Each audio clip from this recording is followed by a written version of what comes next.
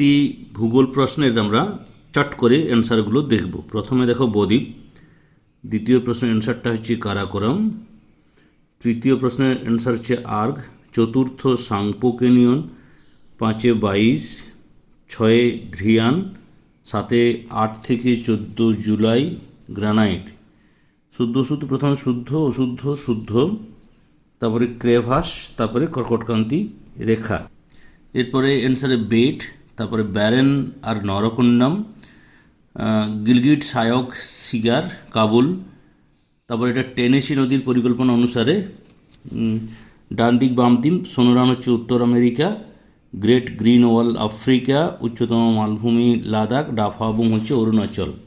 বাকি 2 নম্বরের প্রশ্নগুলো দেখো, আর একটার উত্তর করে দেওয়া হয়েছে অক্ষাংশ দাক্ষিণাগত অবস্থান ভারতের, ড্রামলিন দিকে তাপ্তি নর্মদা পশ্চিম বাহিনী কেন,